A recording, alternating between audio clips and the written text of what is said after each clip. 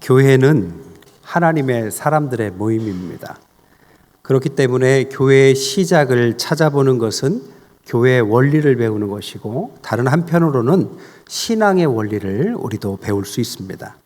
제가 교회의 시작 시리즈를 하는 이유는 그래서 우리 교회를 다시 한번 돌아보고 교회의 원리대로 가고 있는지 점검하고, 더불어서 우리 자신도 우리의 신앙을 다시 점검하고 성경의 원리대로 살자는 의미에서 교회의 시작을 다루고 있습니다. 교회는 하나님과 인간의 합작품이라고 말할 수 있어요. 제가 첫 번째, 두 번째 시간에 하나님께서 우리에게 5가지 약속을 주셨다 그랬습니다. 주님께서 우리가 그렇게 기대하던 예수는 그리스도셨고, 그는 죽고 부활하셨으며 지금도 살아서 우리와 함께 하시고 땅끝까지 우리가 증인될 것이며 예수님의 재림의 때가 올 것이다. 이 약속을 붙잡고 깨닫는 것, 그리고 그것의 비전을 맞춰서 땅끝까지, 세계 끝까지 우리 교회가 해야 될 일들을 함께 하는 것, 이것이 우리의 할 일이라면, 하나님께서는 오늘 세 번째로 이런 교회와 개인에게는 반드시 응답하신다라는 것입니다. 그러면 하나님은 어떻게 우리에게 응답하실까요? 저는 오늘 육하 원칙에 맞춰서 오늘 본문을 통해서 하나님은 우리에게 어떻게 응답하시냐의 은혜를 나눌까 합니다. 첫 번째로는 하나님은 때를 따라 응답하신다라는 겁니다. 그런데 하나님의 때가 언제일까요? 하나님의 때는 가장 적절한 때입니다. 그럼 가장 적절한 때를 어떻게 알 수 있습니까? 하나님의 때임을 가장 뚜렷하게 객관적으로 드러낼 때, 그게 가장 적절한 때입니다. 오늘 본문에 성령의 충만함으로 교회가 세워지는 배경이 되는 배경을 오순절 날이다라고 1절에 말하고 있습니다. 유대인들에게는 이 절기만큼 뚜렷한 날짜가 없습니다. 예수님께서 십자가에 못 박히신 날은 6월절입니다. 6월절은 출애굽을 상징하는 거죠. 애굽에서 나오지 못할 때 장자의 피, 어린 양의 피가 장자의 피를 대신하고 그 피 바른 집만 패스오버, 유월했다. 그래서 그들을 구원한 날, 이게 6월절입니다. 그래서 6월절에 예수님께서 십자가에 달려 돌아가신 것은 어린 양의 피, 우리의 죄를 대속하시고 우리를 해방하셨다라는 것을 상징적으로 정확한 날짜, 절기에 맞춘 것입니다. 그리고 교회가 세워진 날은 오순절이라는 것이죠. 오순절은 뭡니까? 6월절부터의 7주, 50일째 되는 날입니다. 지난번에 맥주 감사절의 의미를 가지고 이 오순절을 설명해 드렸어요. 오순절은 많은 의미 중에서 가장 큰 의미는 첫 열매입니다. 애굽을 벗어나서 약속의 땅에 들어가서 처음 거두는 첫 열매를 주님께 바치는 거죠. 그래서 주님께서 나를 지키셨구나, 여기까지 인도하셨구나, 이 모든 영광을 하나님께 돌린다라는 것이 첫 열매의 의미입니다. 교회는 이 오순절에 시작됐다라는 것은 부활하신 주님의 첫 열매가 됐다라는 뜻입니다. 첫 열매라는 의미는 교회는 하나님의 것이다라는 거고, 하나님께서 인도하실 것이고 함께 하신다라는 상징적인 때가 오순절이 되는 것이죠. 이것에 대해서 좀 더 구체적으로 구약과 신약에도 이 때를 설명해 놓으셨어요. 구약의 많은 부분 중에 요엘서, 오늘 읽진 않았지만 사도행전 2장 17절부터 21절에 요엘서의 말씀을 인용해서 이 때를 설명합니다. 말세에 내가 내 영을 모든 육체에게 부어주리니 너희 자녀들은 예언할 것이요 너희 젊은이들은 환상을 보고 너희 늙은이는 꿈을 꾸리라. 이 말세가 언제입니까? 예수님께서 부활하시고 재림하는 그 사이의 기간을 성경은 말세라고 합니다. 그러니까 예수님께서 부활하신 그때, 마지막 때, 말세에 주의 성령이 함께 하시면서 교회가 시작된다라는 힌트를 주셨죠. 그리고 신약에 와서 예수님께서 사도행전 1장 4절 5절에 사도와 함께 모이사 그들에게 분부하여 이르시되 예루살렘을 떠나지 말고 내게서 들은 바 아버지께서 약속하신 것을 기다려라. 요한은 물로 세례를 베풀었으나 너희는 몇 날이 못되어 성령으로 세례를 받으리라. 승천하기 바로 직전에 하신 말씀입니다. 성령의 세례를 받는데 몇 날 못 되어서 그렇게 될 것이다. 6월절에 예수님께서 십자가에 달려 돌아가시고 오순절에 교회가 시작됐다면 그 사이가 50일입니다.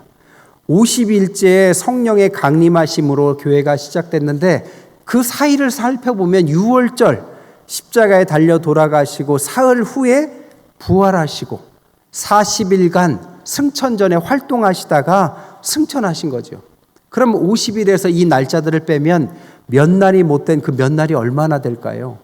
7일에서 길어야 열흘 사이입니다.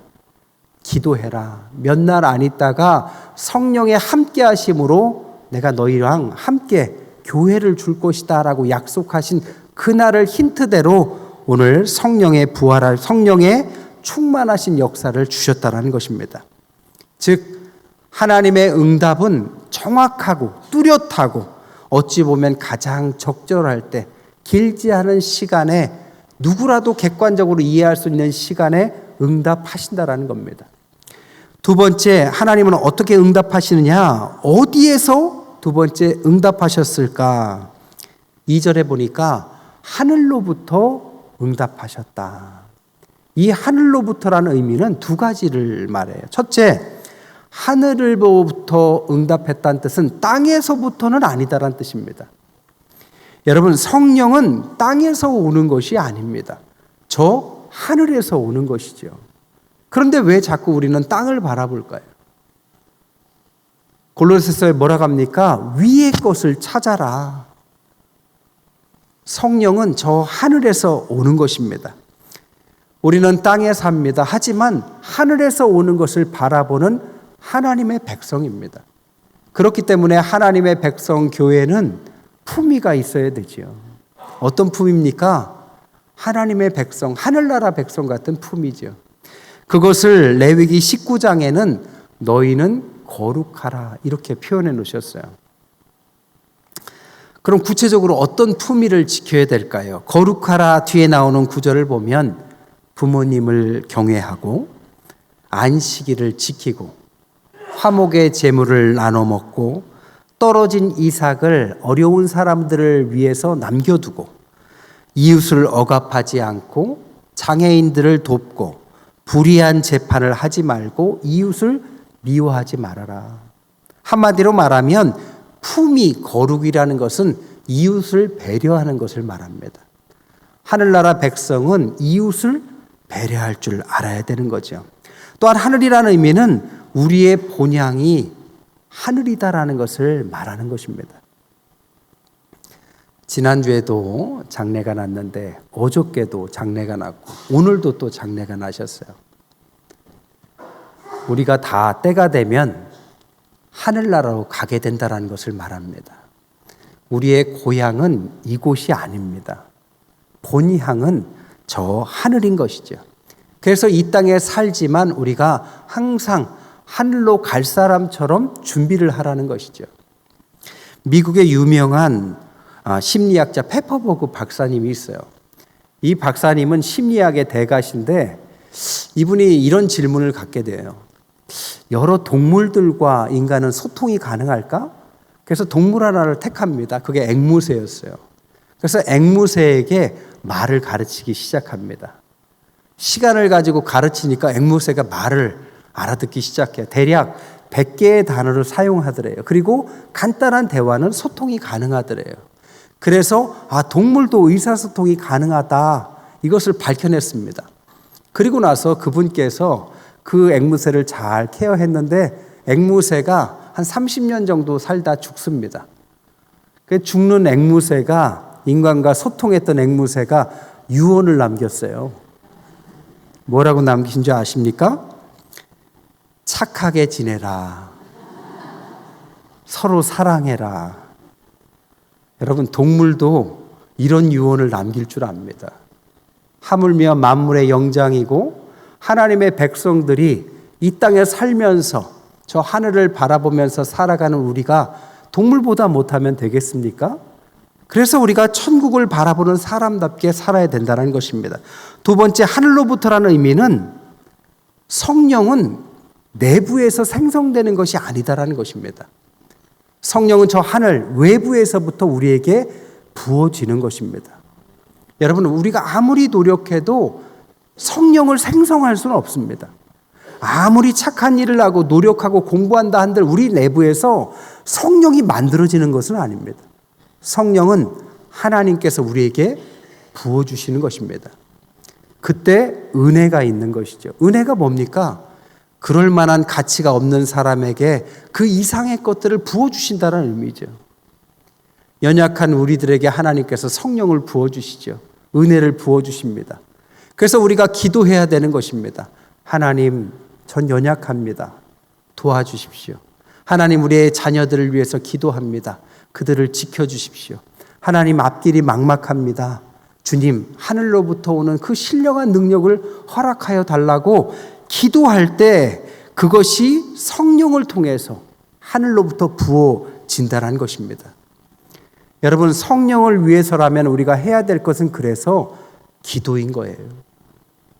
다른 곳에서 오는 것이 아니라 기도할 때 하나님께서 우리를 긍휼히 여기셔서 성령을 부어주실 줄 믿습니다. 세 번째, 하나님의 응답은 어떻게 오느냐? 어떤 방식으로 오느냐? 모두에게 분명하게 오십니다. 3절에 보니까 각 사람 위에 성령이 내리죠. 제자들이나 사도들이나 제사장들에게만 성령이 내린 것이 아닙니다. 모인 모든 사람에게 평등하게 성령이 내어주시죠. 성령은 모든 사람에게 내어주십니다. 이것을 신학적으로 만인 제사장이라고 그래요. 주일에는 목회자들이 제사장 역할을 하겠죠. 하지만 평일에 여러분의 직장과 학교와 여러분의 가정에서 여러분이 제사장입니다. 그래서 하늘의 백성답게 제사를 지내는 거죠. 부끄럽지 않고 거룩한 모습으로 직장에서, 사업에서, 학교에서 제사장 역할을 하는 것입니다. 또한 성령을 표현할 때 2절과 3절에는 급하고 강한 바람 같고 불의 혀와 같다. 바람과 혀로 표현했다라는 것입니다. 지금 에어컨을 켜놨어요. 시원합니다. 눈에 보이진 않아요. 하지만 바람이 불고 있다라는 사실을 우리는 알게 되죠. 하나님의 성령이 이렇다라는 겁니다. 눈에 보이진 않지만 주님의 성령이 임하시는 거죠. 그럴 때 주님의 실체를 깨닫게 되고 살아계심을 깨닫게 되는 것입니다. 또한 성령의 임재는 불과 같아요. 여러분, 불의 역할이 뭡니까? 많은 것 중에 불은 태우는 역할을 합니다. 주님의 불이 내리는 사람에게는 죄가 소멸을 합니다. 여러분, 신앙의 유익이 많아요. 그 중에서 가장 큰 유익이 뭔지 아십니까? 회개입니다. 하나님 앞에 나아가는 백성에게 가장 큰 축복은 자기를 돌아보고 회개할 수 있는 능력입니다. 회개는 우리를 우리답게 만드는 때를 지워버리는 거죠. 죄를 소멸해버리는 것입니다. 여러분, 회복이 언제 일어납니까? 이 때를 제거하고 자기 반성, 회개에 이르렀을 때죠. 부부싸움이 언제 회복됩니까? 누구 한 사람이 내가 잘못했어 하면 회복이 되는 것처럼 하나님과 우리 사이에, 인간과 인간 사이에 이 때를 제거하는 축복이 회개입니다. 그때 성령의 불이 우리의 죄를 소멸해 버리는 것이죠. 네 번째로, 그러면 누구에게 하나님은 응답하셨을까요? 바로 하나님의 백성 우리에게 응답하셨습니다. 또 우리를 통해서 다른 사람에게 알도록 알려주셨어요. 오늘 본문에 보니까 13개국의 사람들이 나와요. 성령의 세례를 받으니까 사람들에게 전하는데 바데인, 메데인, 엘라민, 메소포타미아, 유대, 갑바도기아, 본도, 아시아, 부르기아, 밤빌리아, 애굽, 구레네에 가까운 리비아, 로마. 한마디로 말하면 이스라엘과 가까운 주변국들을 다 언급한 것입니다. 주님의 성령이 임하니까 하나님의 백성들이 주변에 있는 나라들에게 복음을 전하는 거죠. 여러분, 주변의 사람들에게 복음을 전하는 것을 전도라고 합니다. 주변의 나라들에게 복음을 전하는 것을 선교라고 해요. 교회의 시작은 여기서부터 시작하는 것입니다. 한국은 주변에 어떤 나라들이 있습니까? 북한이 있어요. 중국이 있고 러시아가 있고 일본이 있습니다. 이웃들이 다 공통적으로 참 고약한 이웃들을 갖고 있어요. 우리 교회는 러시아도 선교하고 중국도 선교하고 일본도 선교하고 있습니다. 북한은 아직 안 하고 있어요. 이 모든 나라들에게 주변에 최소한 선교할 수 있는 교회가 되는 것이 어쩌면 교회의 시작이고 선교의 시작이라고 말할 수 있습니다. 그럼 어떻게 선교해야 될까요? 고린도후서 3장 1절에 이렇게 표현해 놨습니다. 우리가 편지가 되어서 전도하고 선교해라. 그것을 우리가 그리스도의 편지다라고 표현해 놓으셨습니다. 여러분, 내가 편지지입니다. 내 삶이 편지의 내용이에요. 나를 통해서 주변 사람에게 그리스도의 편지를 보내는 것입니다. 여러분, 가족과 이웃들에게 어떤 편지를 보내셨어요? 그리스도가 어떤 분인 것을 어떻게 편지로 보여주셨습니까? 우리가 주변에 어려운 수혜를 당한 가족, 어려운 가족들, 주변의 나라들에게 어떤 편지를 지금 보내고 있습니까? 우리가 보내는 그 편지가 하나님의 응답인 것입니다. 다섯 번째로, 무엇을 응답하셨느냐? 오늘 4절에 보니까 각각의 서로 다른 나라의 말들, 한마디로 방언, 말씀으로 응답했다라는 것입니다.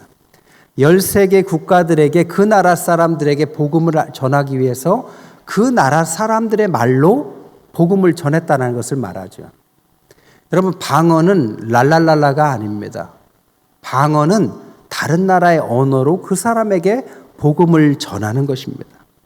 성경에서의 언어는 굉장히 중요해요.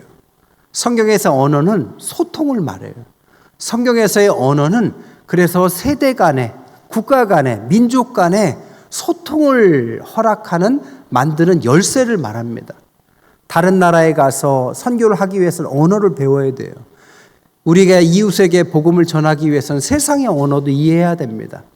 무엇보다도 다음 세대에게 복음을 전하기 위해서는 세대 간에 복음을 전할 수 있도록 세대 차이를 극복해야 돼요.